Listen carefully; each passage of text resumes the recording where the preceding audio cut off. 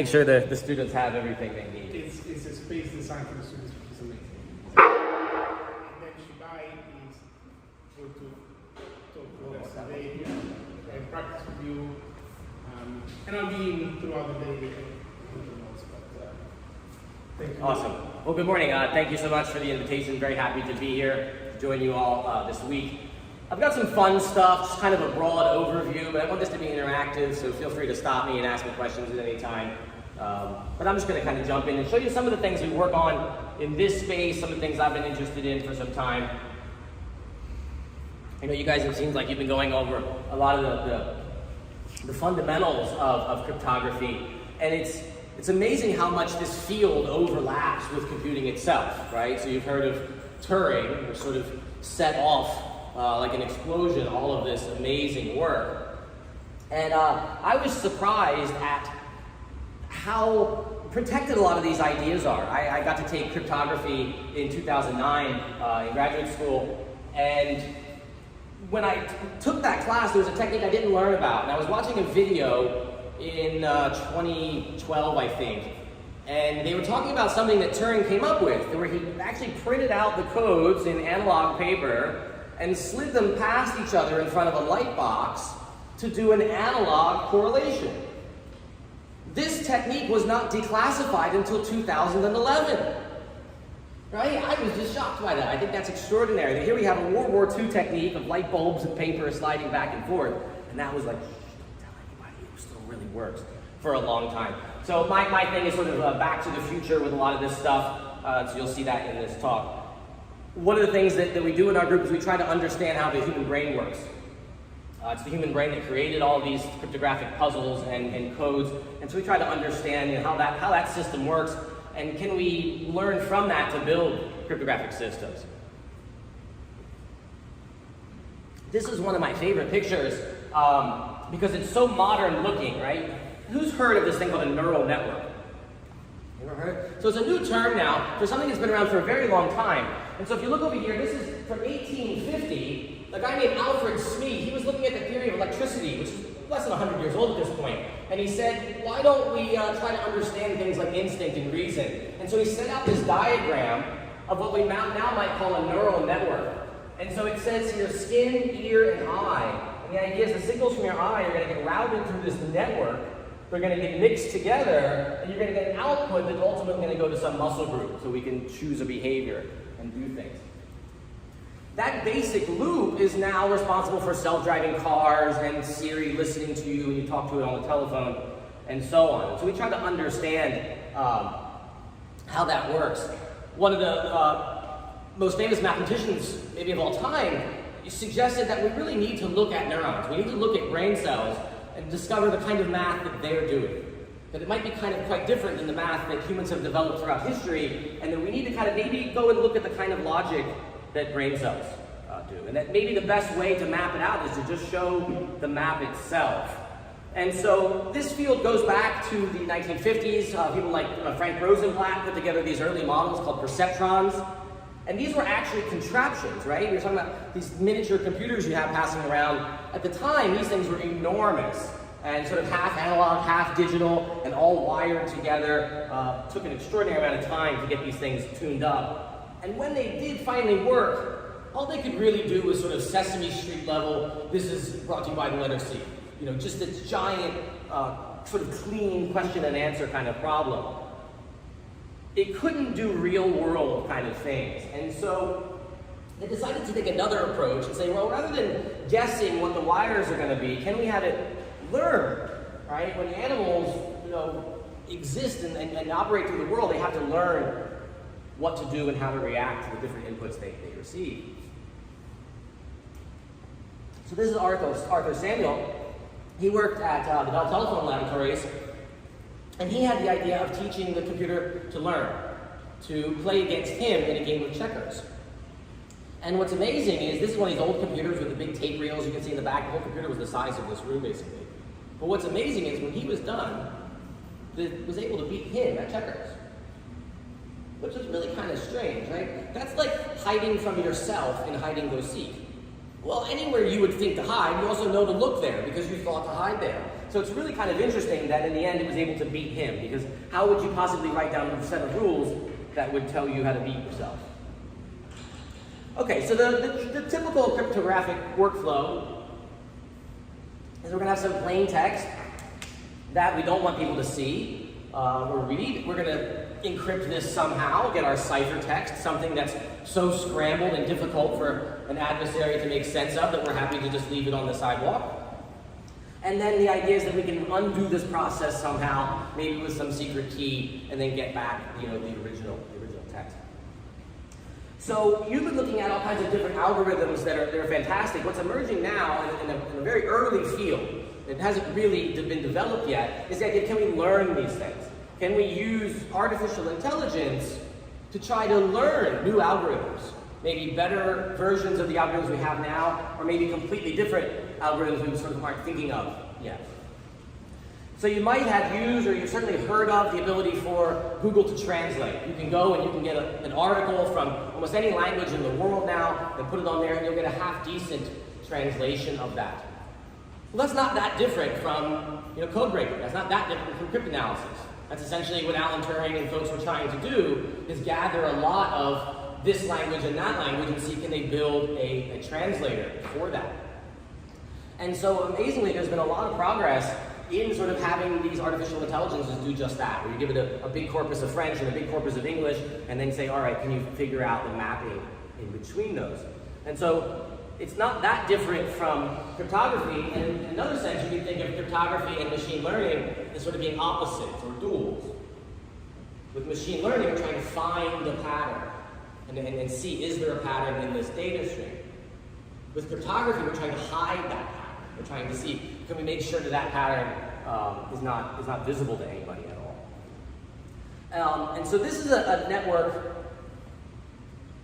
that just came out a few years ago. You can see it's the Google Brain team, which I think is kind of interesting that they're doing this sort of foundational research. But what they're trying to do is say, can we learn to hide these codes? And so they set up the normal Alice and Bob and Eve, but then they set it up as this neural network. And don't worry about the details, it's a little bit beyond the scope of what we're going to be able to get to today. But what we have here is this neural network object, where we have a message coming in here, and then we have a key coming in here. And we're going to try to mix these things together such that we get an output that hopefully is encrypted. And that Alice can then send this green vector out in the open. And the idea is, well, Bob also has the key, so Bob can take that communication from Alice, run it through its network, and then output the plain text. So just like we use, we're going to look at some classifiers in a bit, just like we do with you push the button on Siri and it tries to know what you're saying, this is the same type of mathematical architecture of a neural network. And then what we do at the same time is we give Eve that communication, but not the key, and we see, can Eve learn to break that? So these techniques are nowhere up to industrial strength yet, right? These are very early prototypes of what might be possible in the future. But I think this is a really exciting direction that you guys want to look into. So why this is such a big deal now? Why do we need new cryptographic algorithms? We need low power cryptographic algorithms. We need very fast algorithms. Is I sent around a little tiny mini computer. I think there's a couple of them in the back. Let me grab them. Is anybody not going to see these mini computers? Yes. We've got one person who gets to see it. So they call these edge computers, right? So here you have one here. They're actually fallen in price a lot. If you get that computer you have on your hand, you can get it from Amazon for about $5. If you buy a bunch of them at a time, you get them for about $1. Now, it wasn't that long ago that to get a computer, a supercomputer, you had to have basically a military-industrial scale budget. And so this is the NASA Ames digital wind tunnel. It was the fastest computer in the world in the mid-'80s. And it cost $16 million for one of them. Now, you can buy this thing called a Raspberry Pi. Who's heard of a Raspberry Pi? Right? And so this is an older one now, Raspberry Pi being that noise. This is $38. It has 512 megabytes of RAM. This computer had 256. Right? So this is like a $32 million, $35 million computer you can hold in your hand, right? That's crazy. If you go buy 2 actual Raspberry Pis from Whole Foods, it will probably cost you more than $38. That's really kind of wild. So we're in sort of a different regime of programming. And so what can we do with these things? Well, when they first came out, these giant computers, the early version of artificial intelligence was something called expert systems. And you can build these semantic webs and these diagrams that if you're trying to figure out what it is you're looking at, am I looking at a cheetah? Am I looking at a tiger? Am I looking at a giraffe? Am I looking at a zebra? Well, you can say, does it have hooves? Does it have hair? Does it eat meat? All these different things. And then you put them together into this, what's sometimes called good old-fashioned AI. This logical network, and you can kind of deduce what it is that you're doing. Now, what we here have on the other side is a new device that I thought was quite interesting. I found this recently on the internet, and this is about this big. It's about the size you see it, and it's a little character, this little cybernetic dolphin, and that agent, that little character that you would basically have a chat with, it knows how to do stuff. It knows how to hack Wi-Fi signals, it knows how to listen to packets, it knows all kinds of things about network security. Lots of things I don't know, right? And it's an agent. And I think that's what's really neat. We're trying to kind of develop these agents in our lab here for a bunch of different purposes. And I think some ours are for some other things, but this, I think, has got to be representative of what we're going to have in the future. Like this little friend, and it knows stuff, and it can help you do stuff. And it has a sort of an expertise that I don't really want to fill my brain up with, but I can have a partnership with this cybernetic dolphin, essentially, whatever that might mean. And so I think that's what they're going to sort of build those little chips you see. We're going to create things like that out of these little $1 chips, and they're just going to be all over the place. To where right now this room doesn't really know much about itself. It's got a thermostat, maybe it knows the temperature of the room, but it's got a bunch of cameras, right? See all the cameras around, but the cameras don't know anything, right? There's not like an active loop where the room knows about itself, and I think that's what we're going to be getting to with this technology. So when we look at this pace of the shrinking of computers and how much faster they've gotten, we have a graph of that. This actually came out in the 90s, and Los Alamos, the National Laboratory, we have 4 students there now, we're very proud of that. They put this out because what they're saying is, hang on a minute, we're getting to some really interesting times. In the 90s, when this came out, in 1997, they were looking at the million of instructions per second per $1,000. So if you spend $1,000 on a computer, how many million calculations a second can it do?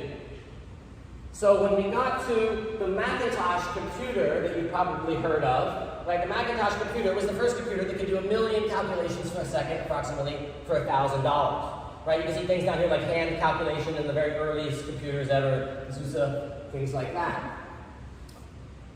What we have now is they're getting faster and faster, right? This is essentially on an exponential scale because we have a log plot. And so what this was saying is in 1997, they were saying, hang on, when we get to 2020, we're going to have the simulation power that we think the biologists tell us can approximate these organisms, like mice and lizards and bugs. So, well, we're here. We're at this time.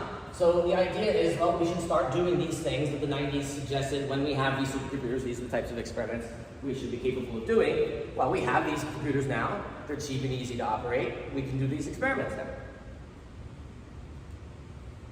So, one of the things that we work on is a field called natural computing. It kind of brings together a bunch of these different areas that I think are all emerging right now. So neurocomputing, neural networks, I would argue this is one of the most valuable technologies on the planet right now. You hear about these AI startups and companies.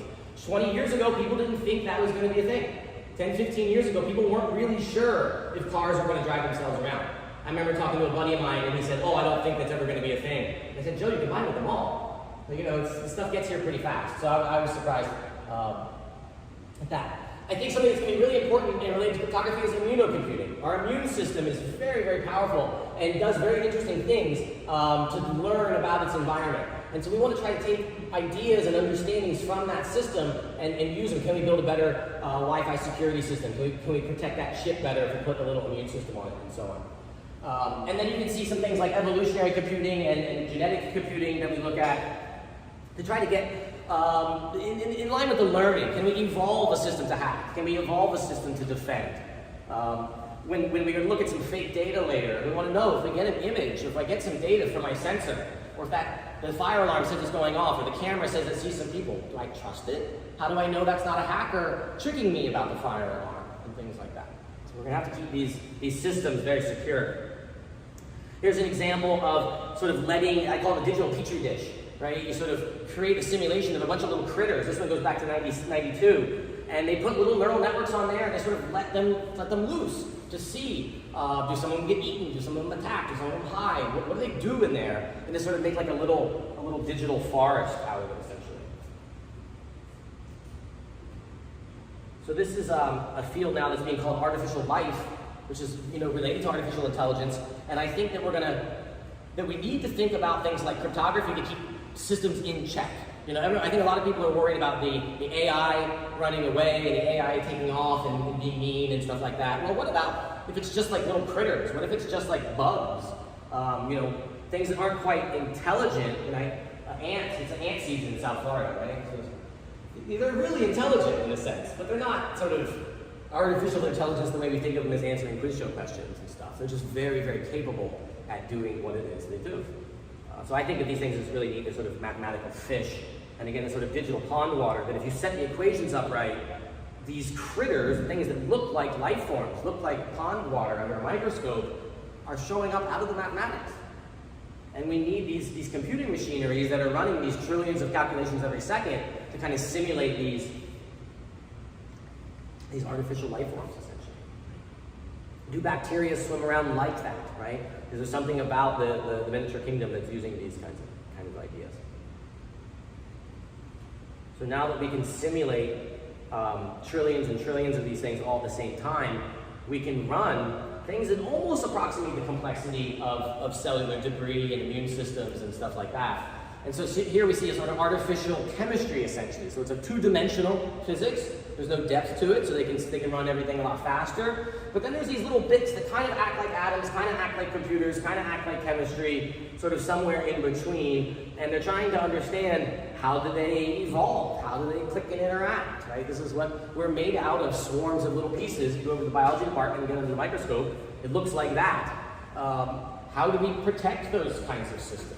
Right? What is it going to look like when we have encryption in our bloodstream, so to speak? People are putting little chips and things. You can wave your hand over stuff to unlock it. What does that mean when that's sort of built in to our DNA? And how do we cryptographically secure things like that? And so this is at the edge of sort of digital biology, artificial life, and synthetic biology. And these things can run fast enough. You can actually watch evolution happen in these little worlds. That, if you let it run for an hour, different things have happened. Okay, so when we've got all of these pieces running around, all these swarms, and the immune system and stuff, how is it they are working together? And so I think there's an interesting flavor of cryptography. It's a little bit different, and it's called multi-party, secure multi-party computation. And this is the idea: if you have a bunch of distributed agents, maybe like an immune system, maybe like a swarm, maybe like a voting, maybe like a company, maybe like a school, and you have a whole bunch of agents working together, and they want to solve a question, but without revealing some of their private information. So there's an example of this. The famous one is called the millionaire's problem. And these two millionaires are talking. They want to know who has more money, but they don't want to each say how much money they have. And so it turns out there's a way you can solve this question. You have a mathematical operation, greater than, right? And you want to run this greater than operation on two inputs, but not actually expose the inputs, but you want to get the answer. And so here's a way we can do that, which is kind of fun. Maybe we can simulate this later if we get time. So the idea is maybe you all work at a company and we're all just got a startup, just hired us all, and they say, all right, here's all your paycheck, everybody's gonna get a big, awesome salary, right? And then we meet in the water cooler room, we say, all right, what's your salary? What'd you get? Well, we're not allowed to say. It's in the contract. The contract says, we're not allowed to say my salary. But we all decide together we want to know what the average salary is. Is this a good company or should we go to the other company, right? So somebody kicks it off. And what they do is they make up a big random number, right? Maybe a salary of what? $874,000, right? So they go to some big number, and they take their salary, and they add that to it. And they send it along to the next person. And then what you do is you take that, and you add your salary to that, and send it along to the next person. And then you take that, and add your salary to it, and along to the next person. And so on. And then when it finally gets back to the first person, All they need to do is subtract the original number, which they were the one that made that up, and that was just a made-up number, and then they can divide, and then they can get the average. So they have the average salary, but nobody gave up their actual salary. Nobody disclosed how much money they actually made. So together, you can solve this function. So there's this function that together is getting solved, but all of the pieces are secure. So that's the one of the things that you'd want to do. Another sort of the holy grail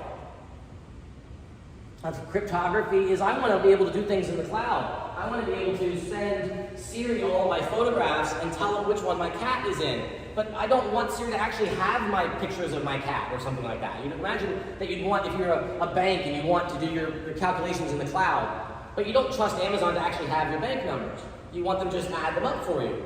So how do I give them my accounting information such that they can do the work? I want them to add and multiply and subtract and do averages and all kinds of things, but I don't want them to have the actual numbers. Right? So this is a really crazy idea that we can scramble up the numbers. This is open field research. How do we scramble up numbers such that if we were to run the math on the encrypted version, get back the scrambled version, and then undo it, the math had been done for me, even though the person didn't see the actual data. Right? So I could, with private public key kind of thing, I want to take this program, put it into the cloud server, send them my data, but not give them the key. Say, no, add up all these numbers, please, but you're not getting the password to them. So it's adding up what it thinks are scrambled numbers. I get this added up scramble, and then when I use my key at the end, I get the sum or the product or whatever it is, the operation I want to do. So these are going to be really important for AI. Right? So these fields are kind of blurring together because we're going to start to do more and more processing in the cloud. That little tiny chip is powerful, but it can't do everything on there. And so when he takes a picture and it wants to know if it's a cat or dog, or if it's like slam on the brakes because it's a car, a lot of these things, well, cars do it on site, but most of them are going to send it off to the cloud. They're going to send it off somewhere, and they're going to say, well, what is that thing? And along the way, we have to protect that photograph. Right? So for example, does anybody see the camera up front that you can dance in front of and it tracks you? Right? This would be a really nice camera to have in the senior care homes. And that way, if somebody falls, it can sound the alarm, and somebody can come help them.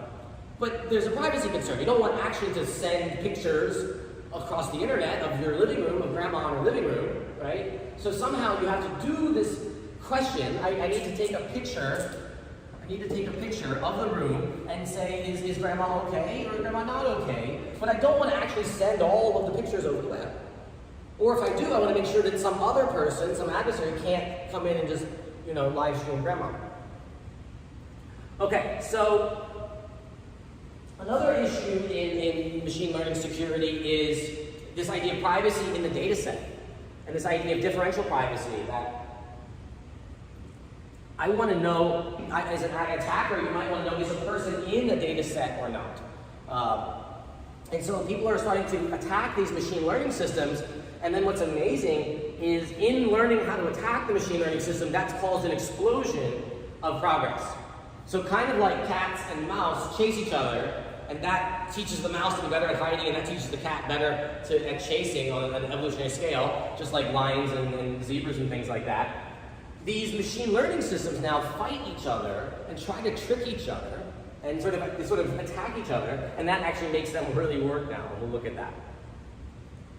But this idea of training attack, right? So say we have a camera on the door that recognizes that you're in the cryptography group, and it will open the door for you, right? An automatic face recognition thing on your phone. Well, then I want to know, are you guys in the cryptography club? Because if you are, then I'm going to hack you because you know interesting things or something like that, right? So you don't want people to know what you're a member of because that's your information. And so if I can get a hold of that machine that's detecting the camera, I can know if you're in there because the machine will respond differently to your face. It's seen your face. And so if I can look at the chip and watch the chip as it looks at different faces, I can take someone that's never seen and then take people that has seen and it will respond differently. And then I have a little litmus test. I have a measure of saying, do I think this person was part of that system or not? And so say you might have Alzheimer's disease and you might enroll your brain scan or you might enroll your face in a study to know if you have that thing. Well, that's your private health information. You don't want someone who then later gets that model to know. So for example, there's a lot of models out there that can recognize smiles and frowns. Well, these networks essentially memorize, just like you guys can memorize things. These networks can memorize things. So if the attacker gets hold of your neural network, they can extract the actual faces that were used to train it. They are in there, buried in there. We're going to look at the end about how we sort of can hide images inside of other images. And so we can see, were they a member of this group? Are they in that data set at all? And then can we actually get back the faces that were used for it? And that's a big security risk. That's a big security risk, because now you know what faces can log into that door. And so we're going to have to be kind of careful. That cyber dolphin, I hope it's not used for ill, because it seems kind of like a powerful thing.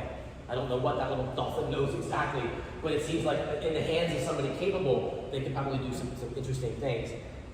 And so we're going to have to kind of combine these two to keep them safe and know what's happening. So we're talking about tricking these neural networks. And this is what's called adversarial attacks.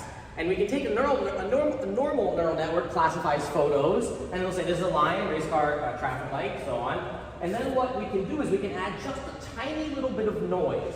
So the noise is represented over here. It's not very much, right? It's almost an empty image. They're showing you the difference here, right? So this is the original, this is the image with noise. That's the image and the image with noise. It's not that much of a difference. If I were to sort of flicker them back and forth, I don't think I could tell that one had been messed with, so to speak, right? But this lion image has been messed with in such a careful way. You can see only in very, very small places. You don't have to change it very much. And now when we send it to the perfectly normal neural network, now we didn't mess the neural network up at all. We only changed the photograph, and it says, oh, I'm really sure this is a pelican, a speedboat, and a pair of jeans. And it's really sure about it. It's confidence at 97%. So something about these systems are easily attacked and not understood. None of us would be confused that that's a pelican, not even for a moment, right? So we still have more to learn to make these systems more like us so that they can be safer, so they're more reliable. This is a big deal because we can change things like the definition of a stop sign to a self-driving car. And so if we take that and we perturb the pixels, or even stranger, if we put spray paint in just the right spot, which no human would be able to figure out to do, but you can ask the AI to tell you where to put the spray paint and where to put those stickers.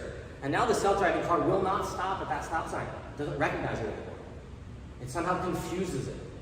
That its vision system is brittle.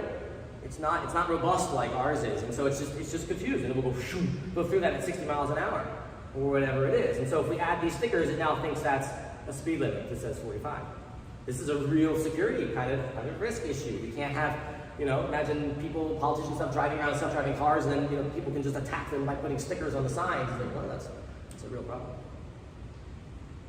Something that's even a little bit crazier. We don't have a whole lot of time to talk about it right now, but there's this idea of adversarial reprogramming. Let me see where I'm at. And so if we take that neural network that normally can tell you what the cats and dogs and things like that, we can actually get these networks to do a completely different task. Not only can we trick them into thinking it's a pelican instead of a lion, we can have them do something else, like count, right? So say I want to count how many cars are in the parking lot, right? But I don't want to pay for the cloud credits to do that. I have to, Amazon says, yeah, we'll do that for you, but it costs some price per image. And so I don't want to pay that. But some other website has, for the animal shelter, has put up a website that says, we will tell you if it's a cat or dog. And you upload a picture, and it will come back and say if it's a cat or dog. And we'll do that for free, because we like cats and dogs. So what I can do as an attacker, I can trick that cat and dog detector into counting people. It's very, very strange. This is called adversarial reprogramming. And if you take a task, in this case it's counting the blocks, so the 4 would be the answer. And so I take that task and I embed it in a larger context, which is really just sort of a brainwashy kind of program that tricks the neural network into doing something else. Now I don't have to have my hands on the neural network. I don't have to change the weights of the neural network. I'm only changing the input. And then it will output. Now the network doesn't know how to output numbers. It only knows how to output things like tiger shark. But see, tiger shark has been coded as number 4. And so when the network says tiger shark, that really means that it sees 4 things. And so I've taken this network that was originally designed to do things like cats and dogs, and I've tricked it into doing something like counting, which is really quite wild. So how do we stop this sort of tricking? How do we stop these spam? How do we stop the AI from annoying us? And these ideas relate to this technology of the blockchain. And this idea goes back to the mid-90s with something called hash cash, where spam started to get to be an issue. And people thought, well, one idea is that we'll charge like a penny, right? Or we'll charge like a half a penny for each email. And it won't be that big a deal. If you want to send an email to your friends, you get 100 for $1, or you get 1,000 for $1, something like that. Like regular people wouldn't really care. You can do 10,000 for $1, whatever. But if you're a spam sender and you're sending millions of emails, that's suddenly really expensive. And so the idea was, why don't we just make it cost a little money? And then someone else had an idea. Instead of making it cost money, make the email count to 10. So when you hit send, it goes 10, 9, 8, 7, and it gets to 1, then it sends the email. Now, if you have 10 emails to send, who cares? It only takes a couple minutes. If you have 10 million emails to send, it's never going to happen because it's counting down for 10 for each one, so it'll never send them. And so it's just stopping people from just sort of bulk spamming. And this was the idea of hash cash and making your computer do work to make sure it was being honest. And that's really where the seed of the Bitcoin idea comes from, and this distributed ledger technology of making sure that we know what it is we're looking at. And so there's a tremendous number of jobs in this right now. I know there's sort of a local crash, and sort of things are not as exciting as it was last year in terms of the prices and everything. But this technology in this industry is not going anywhere. Not going anywhere. You guys probably won't remember, but there was something called the dot-com bubble, right, in 2000. And people actually thought the internet was a fad in the late 90s. They thought maybe it might not last, it might not work, it might not make any money, and things like that. And there was this big bubble where people sort of lost faith in it, and a lot of the websites crashed and lost a lot of money. But in that time, when people thought the internet wasn't going to be a thing, is when Amazon, eBay, recently Facebook, all of these companies sort of launched and took off, right? And so I'd encourage you to pay attention to this crypto stuff right now, because it's gonna be a very big deal. What can you do with it? Well, you can make these things called smart contracts. We'll look at that in a second. You can make it anonymous if you want to, but you don't have to. You can make it so that you can't change the records. It's immutable. I think that's one of the most interesting things is for keeping track of records, right? We have like a sign-in sheet, and you can make it sort of like if you signed in, you signed in. There's sort of no erasing your name from that. And you can keep track of when things happened, and you can keep them honest. And this distributed, so sort of spreading the problem out, this multi-party kind of idea of you can trust the system because lots of people are participating in it. And so this is the idea of a triple entry bookkeeping. The idea is that you have this sort of ledger in the center of town. The blockchain is sort of this thing that everybody keeps track of all their stuff together. All right, so I'm going to skip that for now. The smart contract is like a vending machine. It's like something that has a deal proposed. The vending machine is just sitting there waiting. It says, if you give me $1, I'll give you a soda. It's sort of like an open proposal to the world. That's what smart contracts are. But you can do that for like a house. And you can say this house is for sale at this price. And as soon as the Bitcoins move into that wallet, the ownership of the house moves into your wallet. And so it's just like as simple as a vending machine, essentially.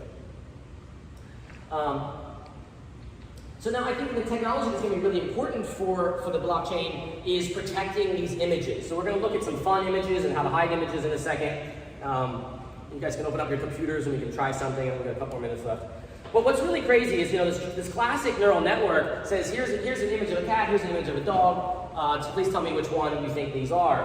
What's really amazing is we can run these things backwards now. And this is really new. And does anybody recognize these cats or dogs? No, of course not. They're not real. They're not real. So these are like fake images, right? You might have heard of deep fakes. These are deep fake cats and deep fake dogs. They didn't exist until last night. I made them for this talk. Right? And so there might happen to be animals that look like that in the real world. And if you get up close, they're not quite perfect. They look a little kind of dreamlike, or their face is a little funny.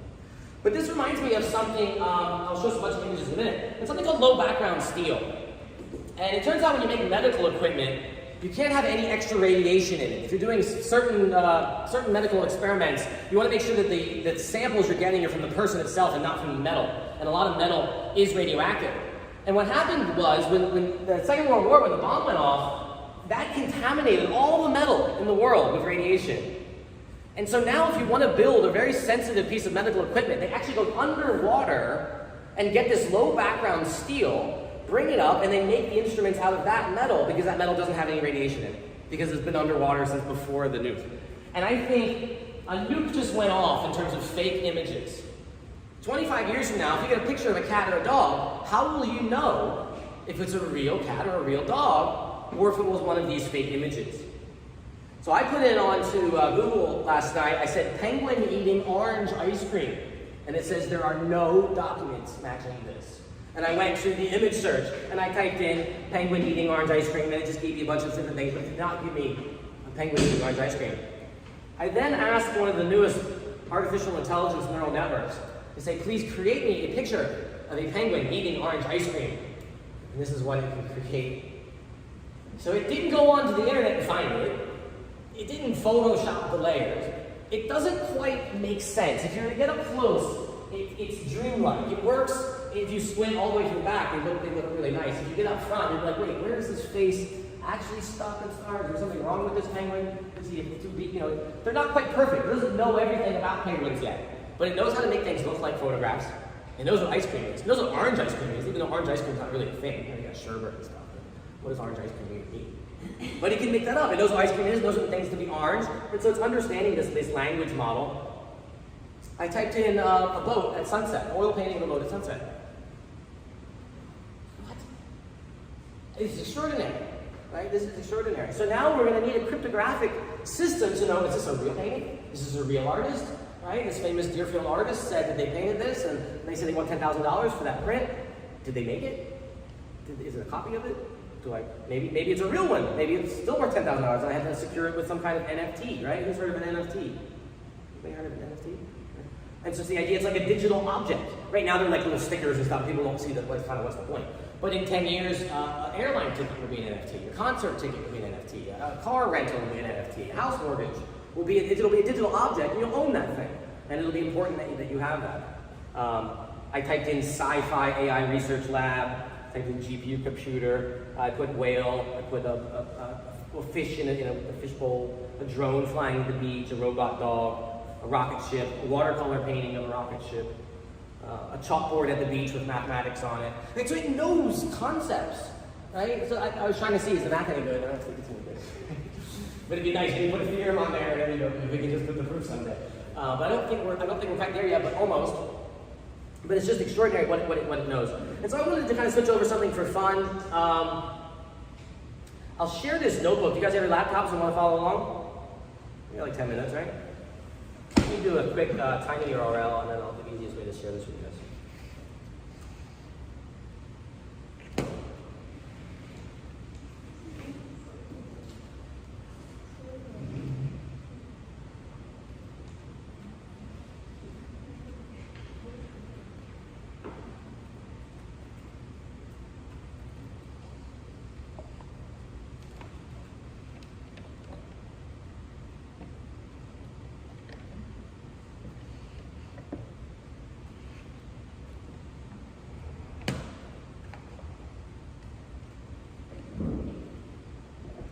Okay, so go to tinyurl.com/cryptosummer22.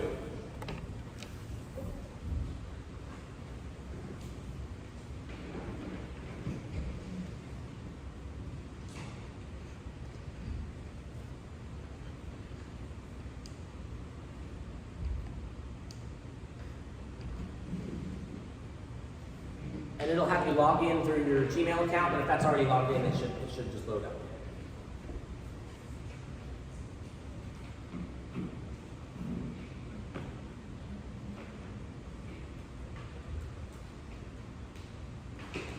Did everybody get this page? Did anybody have trouble getting this page? Okay, so who's heard of Google Colaboratory? Has anybody heard of this tool? Okay, cool, come close. This is a really nice platform. It's free and very easy to use. And you can run a bunch of different languages in it, but it's running Python to start. And the way it works is you have a bunch of different blocks, and you can put either code or text in each block, and then you run Shift-Enter to run each block. And so let me show you here. I can put in a new block here, and let's put in 2 times 8, and then I can put in 2 to the 8th power, like that. And you think, well, my calculator can do that. But your calculator can't quite do that. And so we get some nice big numbers there. What we're going to do today is we're going to look at a different branch. Let me go back to our slides for a second. Is this idea of steganography, the idea of not scrambling the image, but hiding it. but hiding the image. And there's a bunch of different reasons why you'd want to do this. In some places around the world, cryptography itself is illegal. You'll get in very big trouble for encrypting anything at all. And so in those situations, you're going to need to hide it. There's also sometimes it's much safer to hide things in plain sight.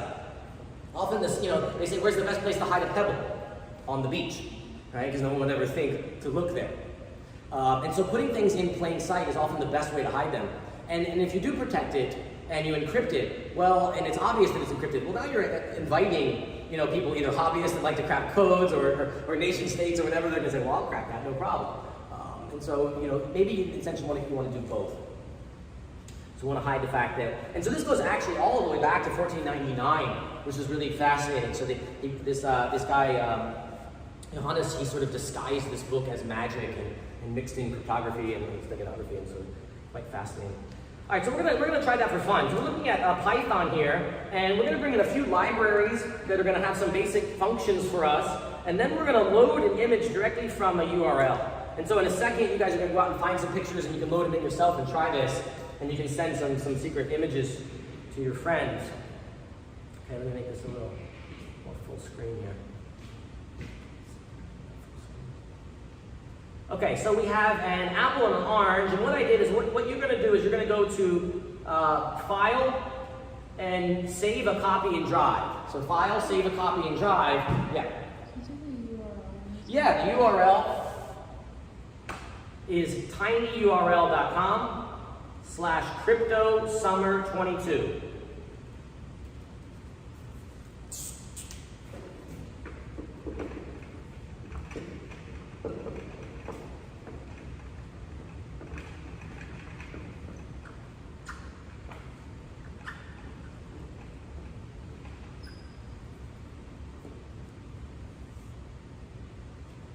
Okay, so we're going to go off to the web, and we're just going to grab two JPEGs, one of an apple and one of an orange, and we can have them show them to us.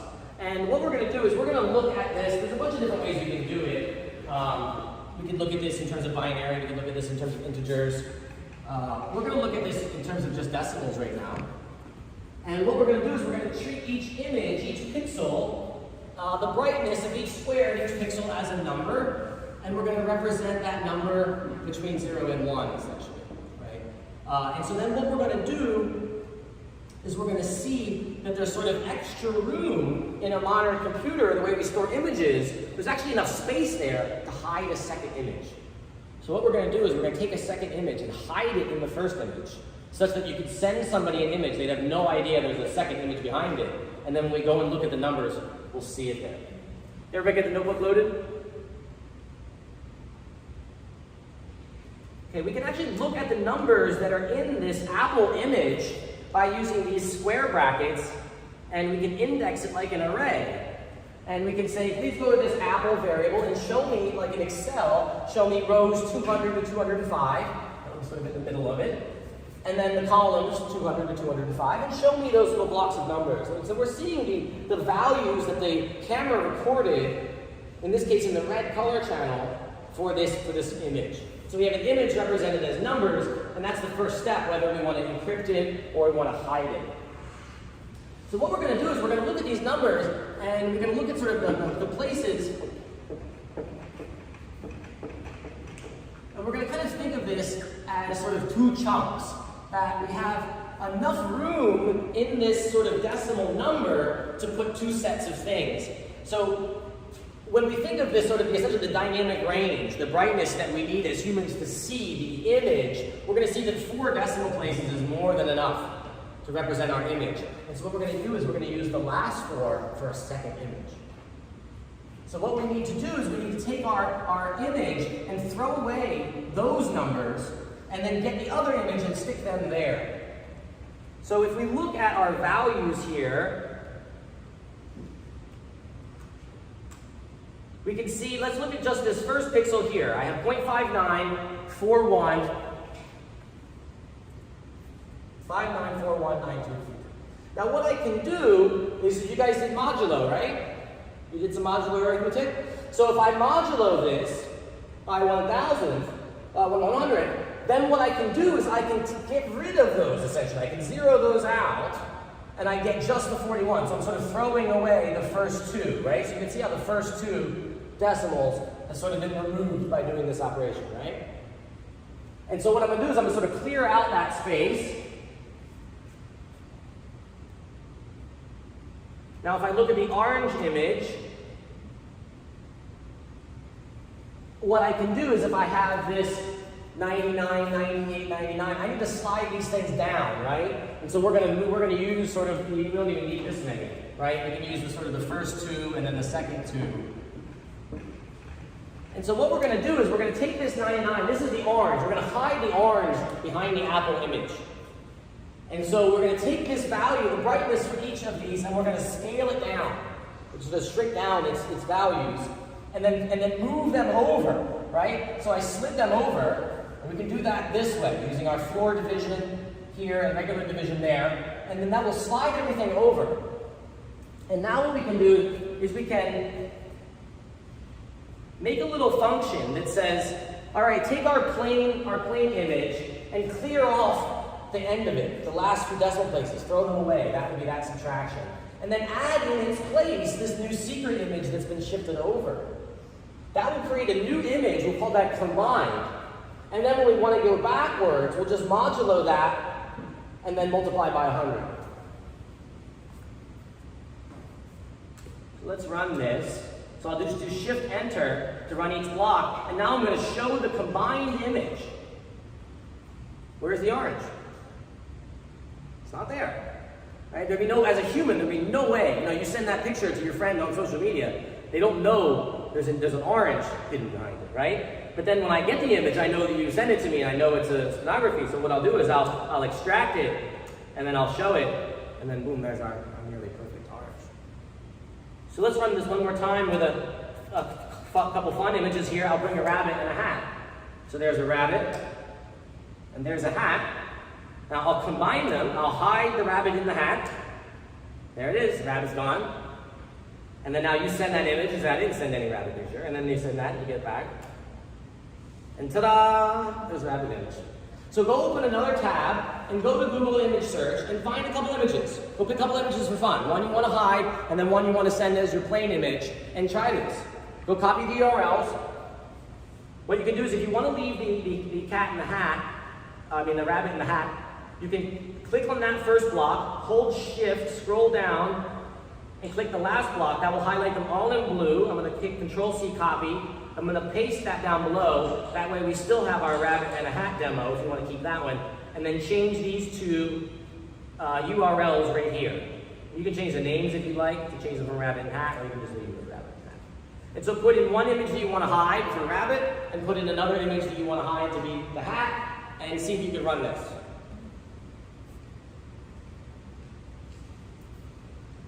And whoever gets theirs done first, let us know. Show us what you made.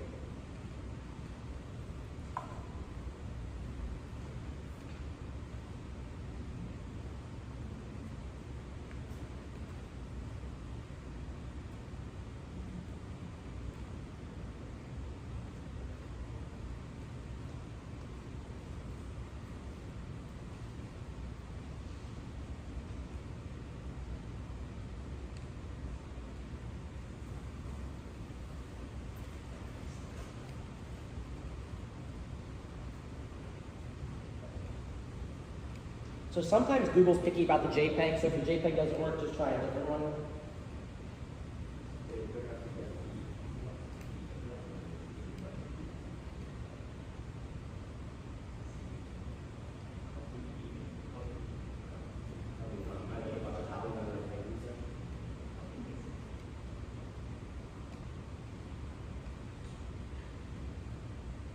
Sometimes the JPEGs are giant, and it's a little kind of unwieldy. I always like to open image in a new tab. Yeah, and get the URL up top. Yeah, that should be good there.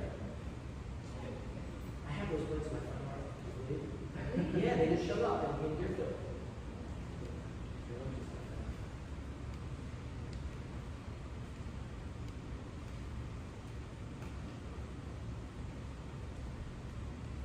And if you want later, you can have fun and explore later in the notebook, there's a couple other different ways to do this. One with integers, and then if you look, you can actually hide 3 or even 4 images into one image.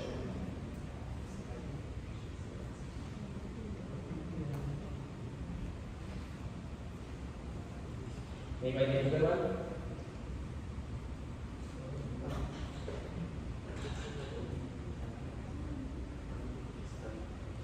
Yeah, right here. Sometimes I stop for a little bit, so I can't wait to get to it. Get back this here.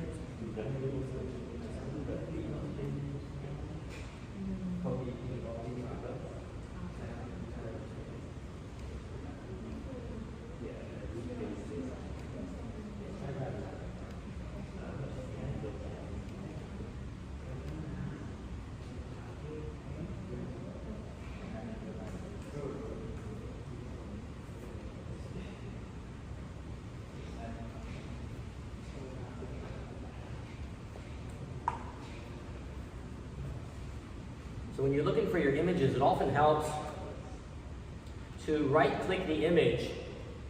When you get it to this part, right-click it and then do Open Image in New Tab, and then go up here, and it's usually easier to grab the URL from that spot.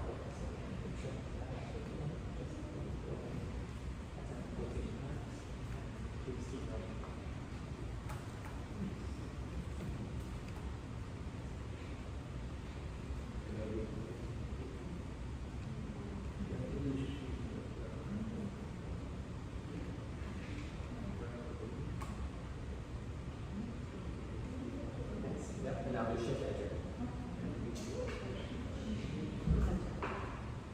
Oh, okay, I'll ask you to sign in. Oh. Yeah, that should. Yeah, did it work? Yeah.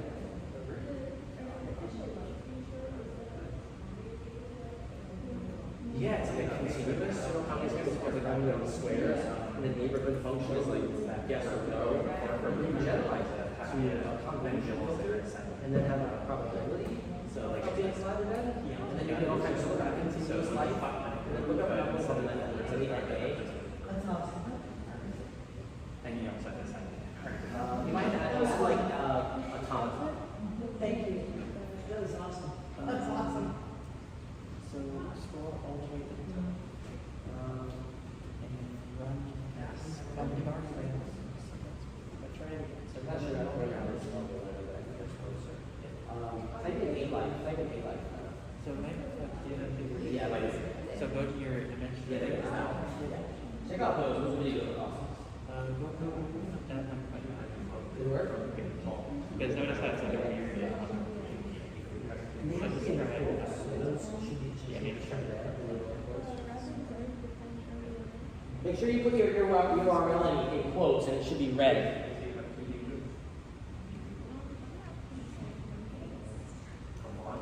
Oh, you just have to run all the lines from the top. So if you're just starting the notebook, make sure you do Shift Enter and run all the blocks above it. 'Cause we defined some functions there. Or did we create? Yes, if you just hold down Shift and hit Enter a bunch, it'll get run everything. That doesn't look kind of like a quite right in the picture. Where did you find that one? That one looks like it's stored as data. Yeah, just see if you can find another map. Sometimes the images are stored in a funny format.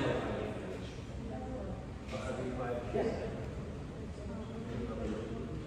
it doesn't seem to like it was try to find one that's not from like a stock website, because the stock websites it's kind of weird because you have to pay. Yeah, Wikimedia because that one is Last one's on Jim's channel. really good to publish like right, and you don't want to pay for the rights, you use Wikimedia because it's all licensed. Yeah. Did everybody get this running? Did it work? Even longer, but let's try it.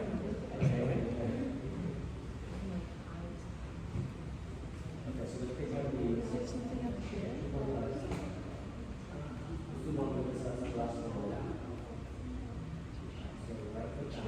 Because you might as well load it.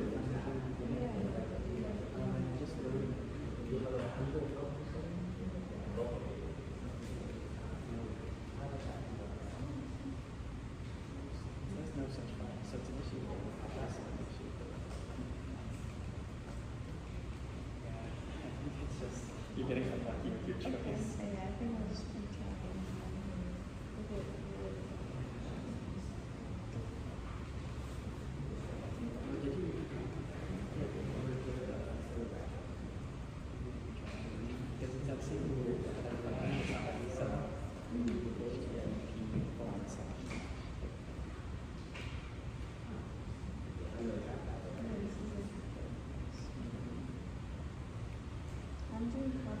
So just go to open tab. I think it's the same thing, but now that is we can take it.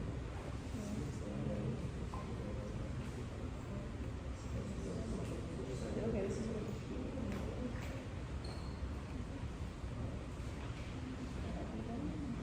Try it.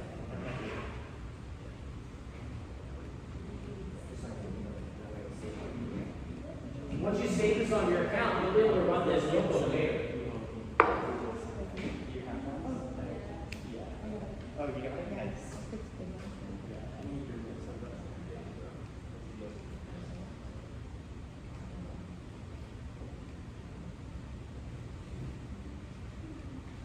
You guys want to show them the images? That's a hidden one? Yes. That's cool.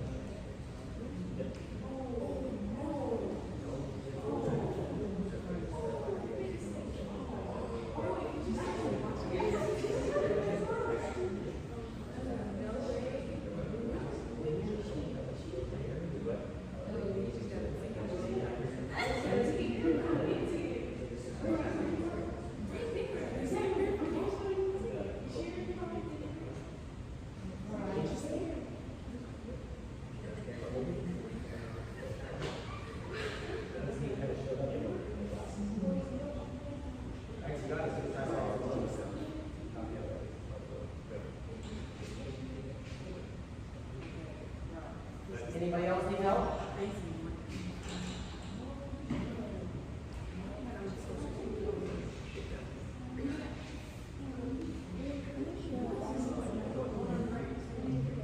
think it did. I think it is working because this is your hidden tab, right? Yeah, it's working. Because this is the one combined, so you can't see the gaps, and then when we extract it, there's a gap. Okay, it's working. Yeah.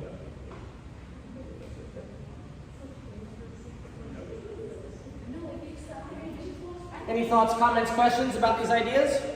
What'd you guys think? Is this fun, hiding images? Yes. You go try this later and send some funny images to his friends or whatever, and you say, haha, there's other images in there.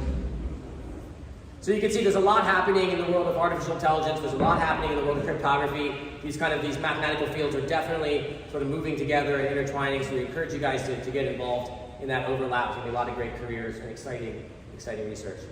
So I want to thank you for joining us in the Sandbox this morning. And feel free to make yourselves at home. We're going to be doing a lot of events throughout the fall, so make sure you're on the mailing list, and we'll send you guys all that information as it comes out. Thank you so much. Yeah, absolutely. Thank you. Thanks a lot for the talk. I mean, Dr. really covered lots of like cutting-edge techniques, including with multi-function computation, everything computation, and the full home computation. That's really good top-down technique that we want to try to implement this thing. It's really exciting. You know, you guys can go and change the field. You can go and move the needle on this stuff because it's brand new. It's brand new. So do you have time to take some questions? Yeah, absolutely. Absolutely. Yes, Nice. any questions?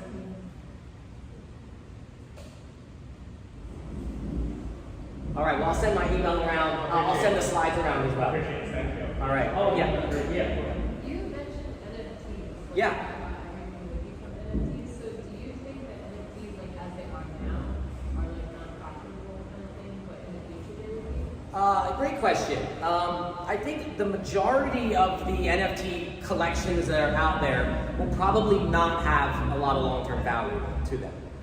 In the sense of the random stickers of lizards and frogs and stuff on the internet, people paying $1 million for. I don't know if that's going to stick around that much longer. I think the value is going to be what they do. You know, do they give you access to a community? Is it an exclusive ticket to a concert event? Does it give you membership and voting rights into some club that you really want to be in? Does it mail some, do you get stuff in the house, mailed to you as a gift club for having it? Some kind of reason for having this thing, for wanting to own it, I think is going to be the future. I think we are going to see a lot of these digital monies because they're practical. If you want to do business or you want to send things around the world, a lot of these technologies are just very, very easy to use and very practical and cheap in terms of a business sense. I think the general technology of NFT is going to be big because people are going to own digital things, and you'll be proud of owning digital things. And it's a strange concept now, but a lot of people do things for social media. They'll take pictures of their food or something, or they'll take pictures of their vacation and things. And it's often because they're trying to create a digital something that they think other people will get some value from that. A lot of people in the early days, imagine if you were one of the first people on Facebook, and you put up some really fun stuff or some interesting things, and it got a lot of traffic, and caused that company to be the company it is today. Do you get anything for it? Not really, not the way it works now. I think that the NFTs and the blockchain technology has the ability to give people back credit for things they've done, in a sense. So if you participate in something, this will allow you to get a little piece of the credit or maybe the profit of that.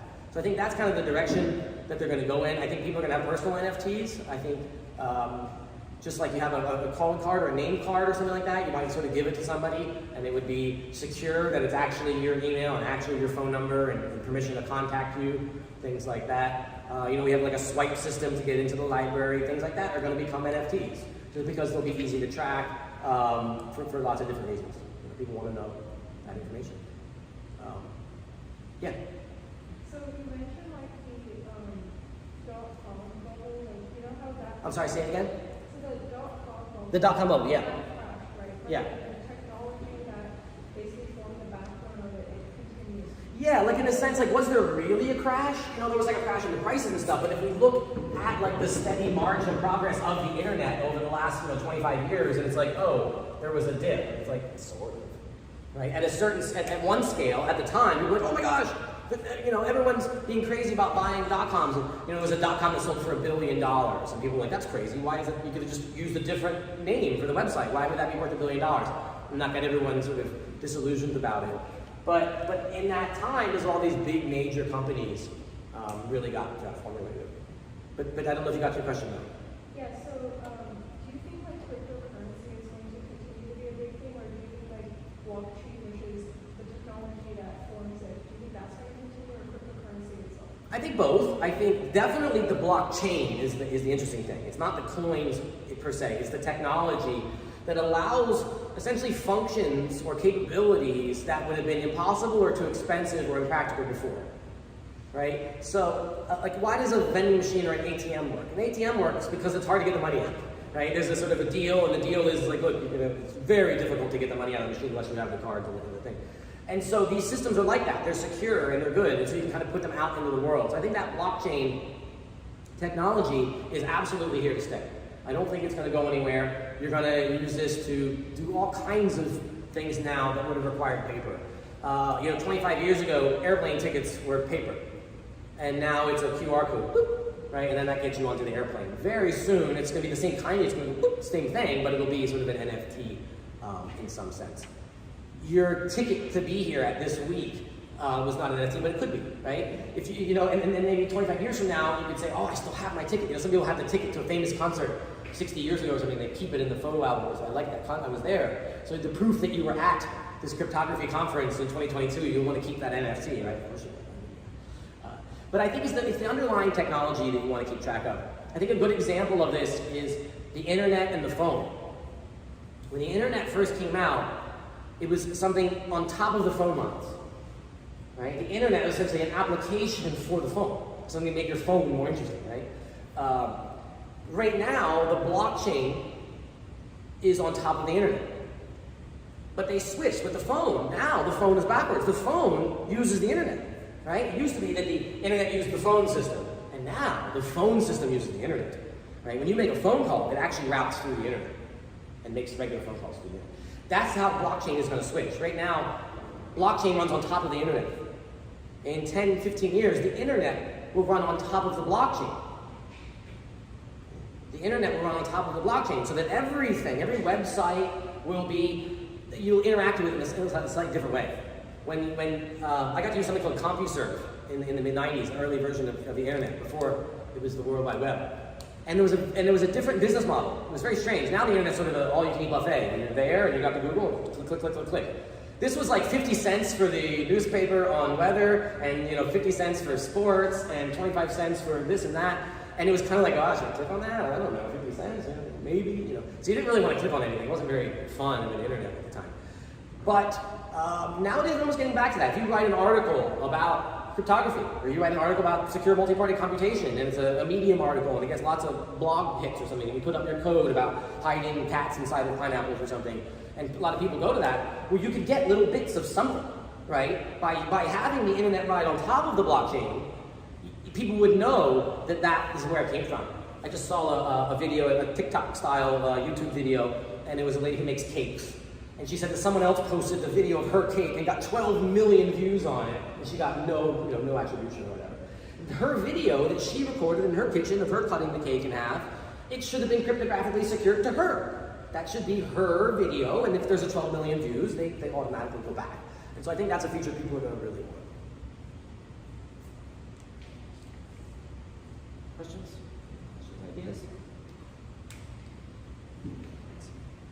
All right, well, welcome to the sandbox. You guys are sort of officially unfortunately members now, so you can sort of just come back in the fall and hang out. We've got a lot of great students working on some really awesome projects, and they need your help with this, with all this cryptographic expertise. Thank you. Thank you again. That was great.